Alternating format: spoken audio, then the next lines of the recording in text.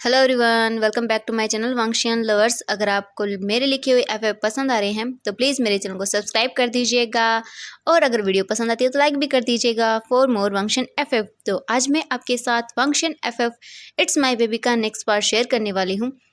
तो चलिए फ्रेंड्स, आज का पार्ट हम शुरू करते हैं। इससे पहले वाले पार्ट में हमने देखा था कि वांग जीजाइना आ चुका था और वो लैन सिचेन से भी मिल चुका था, लेकिन वांगजी को एक बहुत बड़ा शौक लगता है क्योंकि लैन सिचेन की गोद के अंदर एक छोटा सा बेबी था। और दूसरी तरफ जब लैन सिचेन ने वी यिंग को आवाज़ लगाई तो वांगजी वहीं पर फ्रीज हो गया।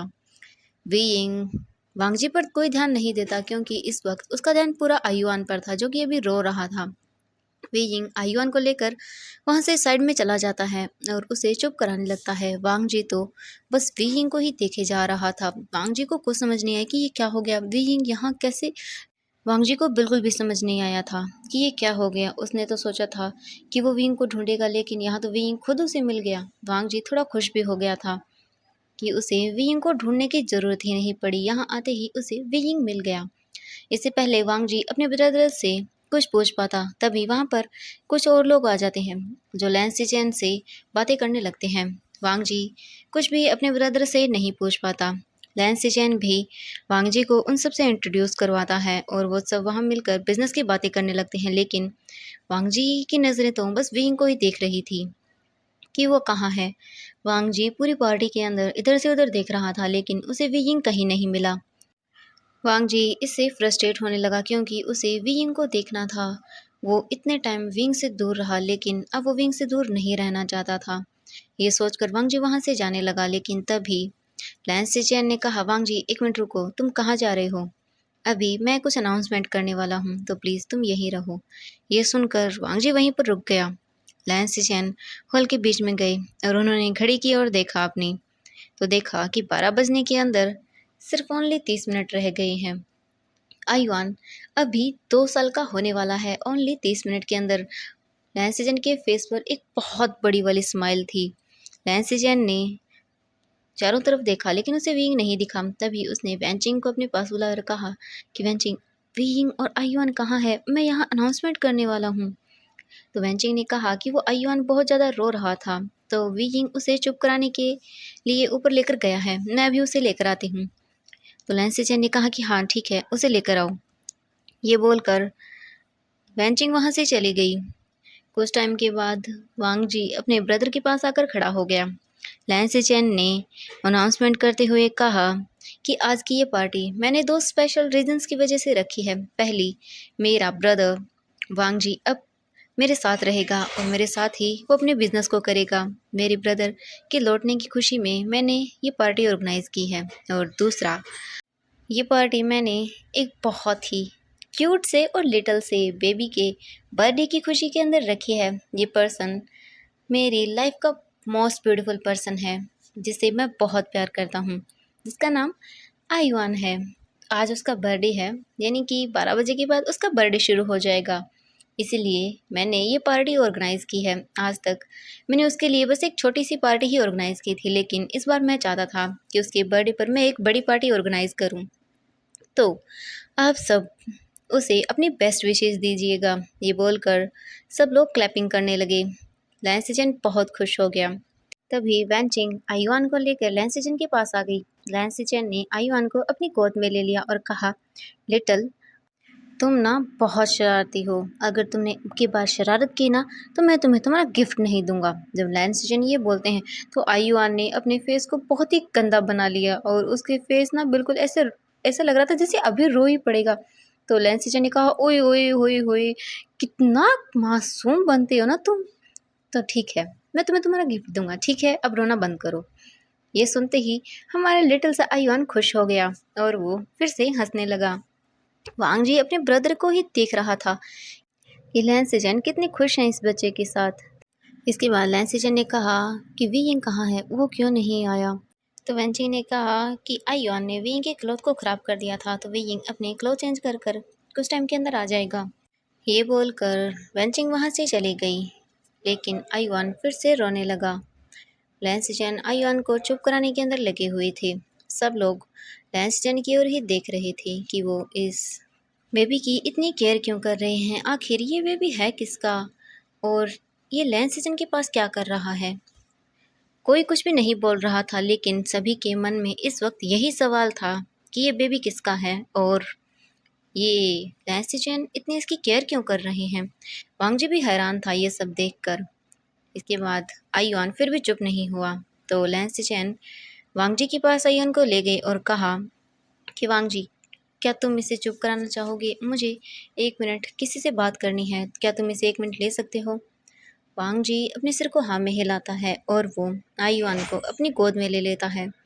वांग जी के गोद में लेते ही आयुआन बिल्कुल शांत हो गया।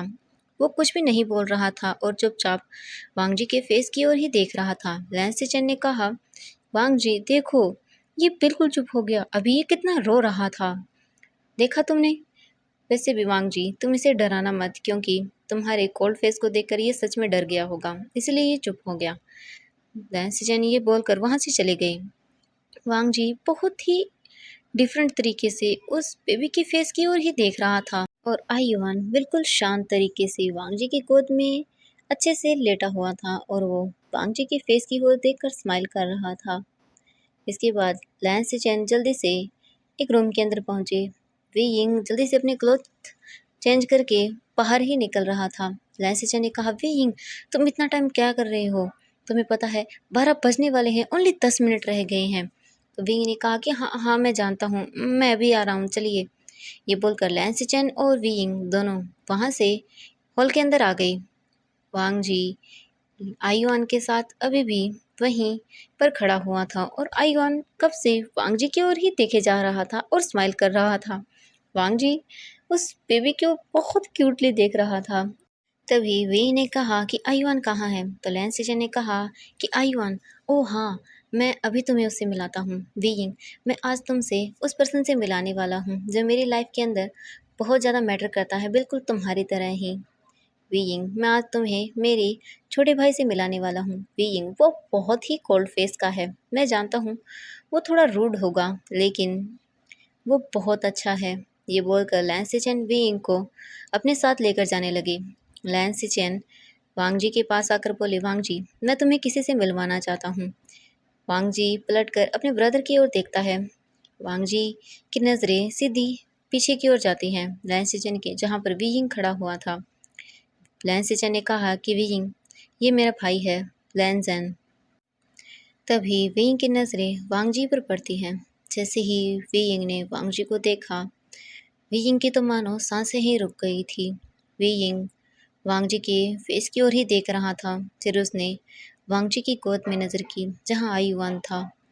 वीइंग को एक बहुत बड़ा सदमा लगा। वांग जी को ऐसे देखकर वीइंग अपने पैरों को पीछे करने लगता है। तभी लैंस चैन ने कहा कि वीइंग, क्या हुआ? तुम अचानक से मुझे ऐसे क्यों लग रहे हो जैसे कुछ हुआ है? वीइंग ने कहा, नहीं कुछ नहीं हुआ, मैं अभी आता हूँ। ये बोलकर वीइंग वहाँ से जाने लगा। लेकिन तभी लैंस ने कहा कि वीइंग, कहाँ जा रहे हो? आयुआन का बर्थडे शुरू होने वाला है, ओनली 2 मिनट रह गए हैं।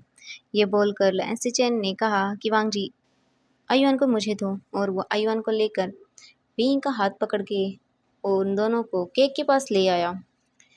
वो सभी काउंटिंग को करने लगे। वीइंग तो अभी भी वांग जी की ओर नहीं देख रहा था। वीइंग ने अपने फेस को नीचे कर लिया था, मानो उसने अपनी ज़िंदगी में सबसे बड़ी चीज़ देख ली हो। वीइंग ने कभी नहीं सोचा था कि वो इस तरह से वांग जी से मिलेगा। वीइंग ने तो उम्मीद ही छोड़ दी थी कि कभी उसका और वांग जी का सामना होगा। वीइंग इस तरह वांग जी से अचानक मिलकर उसे बहुत बड़ा शौक लगा था। लैंस चैन आयुआन का हाथ पकड़ते हैं और उसे केक को कट करवाने लगे। वीइंग ने भी लैंस चैन का हाथ पकड़ा हुआ था। उन तीनों ने मिलकर केक को कट किया। वांग जी ने एक शब्द भी नहीं कहा, वो बस जो हो रहा था उसे देख रहा था। वो इस बारे में इस पार्टी के एंड होने के बाद पूछेगा, वांग जी ने अपने मन में कहा।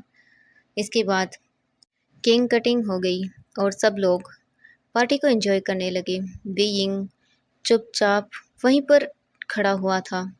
लैंस सीजन ने कहा कि बीइंग, क्या हुआ? तुम इस तरह से क्यों हो? मुझे लग रहा है जैसे कुछ हुआ है। तो विंग ने कहा, नहीं कुछ नहीं हुआ, मुझे लग रहा है मेरी तबीयत ख़राब है, मुझे जाना है यहाँ से। तो लैन सिशन ने कहा, लेकिन वीइंग क्यों? इसके बाद वीइंग ने कहा कि अब केक कटिंग हो गया है और वैसे भी कुछ टाइम के बाद ये पार्टी एंड हो जाएगी। मुझे मेरी तबीयत ठीक नहीं लग रही है, मुझे घर जाना है। ये बोलकर वीइंग वहाँ से जाने लगा। लैन सिशन ने कहा कि ठीक है, मैं पार्टी को एंड कर देता हूँ अगर तुम्हारी तबीयत खराब है तो। इसके बाद लैन सिशन ने पार्टी को ओवर कर दिया। सब गेस्ट वहाँ से जाने लगे। वांग जी ने अभी भी कुछ नहीं कहा। वे यिंग ने आयुआन को अपनी गोद में ले लिया और वो वहाँ से जल्दी जल्दी में जाने लगा। वांग जी विंग को जाते हुए देख रहा था। इसके बाद लैन सिचन ने कहा कि वांग जी, अब तुम अपने रूम के अंदर जाओ, ये सब अपने आप सब क्लियर हो जाएगा। वांग जी ने कहा कि ब्रदर, मुझे एक इम्पोर्टेंट वर्क है तो मैं अभी आता हूँ। ये बोलकर वांग जी घर से बाहर निकल गया। वांग जी ने देखा कि वी यिंग एक कार में बैठकर वहाँ से चला गया है। वांग जी जल्दी से अपने घर से बाहर आया और उसने कहा कि जल्दी से उस कार का पीछा करो। ये बोलकर वांग जी कार के अंदर बैठ गया। वो कार वी यिंग की कार का पीछा करने लगी। लगभग आधे घंटे के बाद वो कार एक अपार्टमेंट के पास आकर रुक गई। वी यिंग जल्दी से कार से बाहर आया और वो जल्दी जल्दी बिल्डिंग के अंदर जाने लगा। वी यिंग एलिवेटर के अंदर चला गया और कुछ टाइम के बाद ही वे यिंग अपने घर के सामने था। वे यिंग जल्दी से अपने अपार्टमेंट का डोर ओपन करता है और वो घर के अंदर जाकर डोर को बंद कर लेता है। वे यिंग जल्दी से आयुआन को अपने रूम में ले जाकर सुला देता है। वे यिंग की हार्ट बीट बहुत फास्ट हो गई थी। वे यिंग जल्दी से रूम से बाहर आता है और वो वहीं सोफे पर बैठ गया। उसे कुछ समझ नहीं आया कि ये क्या हो गया। वांग जी अचानक से ऐसे कैसे आ सकता है? अब वे यिंग क्या करेगा? उसे कुछ समझ नहीं आया कि क्या हो गया। लेकिन तभी वीइंग को डोरबेल की आवाज़ सुनाई देने लगी। वीइंग ने सोचा कि इस वक्त हो सकता है वेंचिंग आई हो, क्योंकि इतने नाइट को ओनली वीइंग के घर वेंचिंग ही आ सकती है और आज तक इस तरह से कोई उसके घर पर आया ही नहीं। ओनली वेंचिंग ही लेट नाइट तक घर पर आती रहती है कभी भी, क्योंकि वीइंग अकेला रहता है आयुआन के साथ। तो वेंचिंग बहुत बार यहीं पर वीइंग के साथ रुक जाती है। तो वीइंग को लगा कि आज भी वेंचिंग ही यहाँ आई होगी। वीइंग जल्दी से डोर को ओपन करता है और वो मुड़ते हुए बोला कि वेंचिंग, तो अच्छा हुआ तुम आ गई, मुझे तुम्हें कुछ बताना है। मैं मुझे समझ नहीं आ रहा वेंचिंग, मैं अब क्या करूं? मैं मैं क्या करूं वेंचिंग? मैंने कभी नहीं सोचा था कि इस तरह से वो मेरे सामने आ जाएगा। मुझे कुछ समझ नहीं आ रहा वेंचिंग, प्लीज़ मुझे बताओ। तभी वीइंग को डोर क्लोज होने की आवाज़ सुनाई दी। इसके बाद वे यिंग पीछे मुड़ते हुए बोला, वेंचिंग, मैं कब से बोल रहा हूँ और तुम मुझे एक भी बात का जवाब क्यों नहीं दे रही हो? वेंचिंग, बताओ मुझे, मैं क्या करूँ? तभी विंग की नज़रें डोर के ऊपर जाती हैं जहाँ वांग जी खड़ा हुआ था। वांग जी को देखकर वी यिंग की पूरी बॉडी वाइब्रेट करने लगी। वांग जी डोर के पास खड़ा हुआ विंग की ओर ही देख रहा था।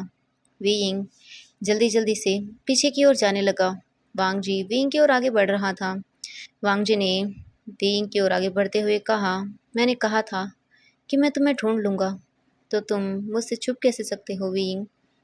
विंग, मैंने तुमसे कहा था, you are only mine Wing, I want you. Wing, तुम मुझसे दूर कैसे जा सकते हो? तुम्हें लगा कि मैं तुम्हें भूल गया? विंग, एक पल ऐसा नहीं था जब मैं तुम्हें ढूंढा नहीं या मैंने तुम्हें याद नहीं किया। मैं 2 साल से किस तरह से तुम्हारे बिना जी रहा था ये मुझे ही पता है। और विंग, तुम मेरे ब्रदर के साथ क्या कर रहे हो? और वो बेबी किसका है? विंग ये सुनकर शॉक हो गया। विंग ने कहा कि मैं तुम्हें नहीं जानता। तुम इतनी इतनी रात को मेरे घर पे क्या कर रहे हो? तुम यहाँ कैसे आ सकते हो? जाओ, मैं तुम्हें नहीं जानता, प्लीज़ जाओ यहाँ से, वरना मैं पुलिस को कॉल करूँगा। जाओ जाओ जाओ जाओ यहाँ से। वांग जी विंग की ओर आगे बढ़ने लगा। वांग जी ने कहा, क्या कहा तुमने? तुम मुझे नहीं जानते हो? इतनी जल्दी तुम मुझे भूल गए? वांग जी विंग के पास आकर उसने जल्दी से विंग के दोनों हाथों को विंग की बैक की ओर उसे अराउंड कर दिया और उसे डोर की ओर पुश कर दिया।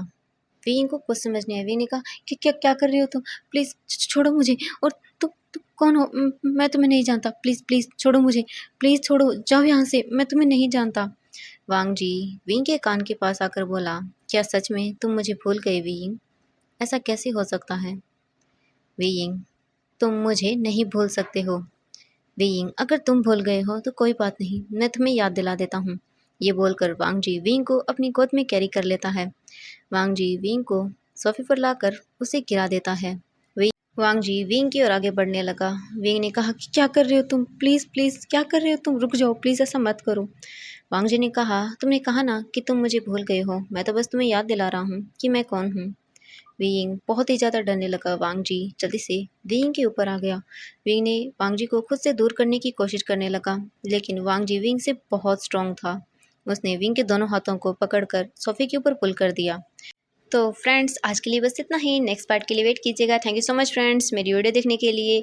अगर आपको वीडियो पसंद आई तो प्लीज़ मेरी वीडियो को लाइक कर दीजिएगा और चैनल को भी सब्सक्राइब कर लीजिएगा। आप लोग चैनल को सब्सक्राइब भी नहीं करते हो, प्लीज़ कर लिया करो। तो बाय बाय फ्रेंड्स।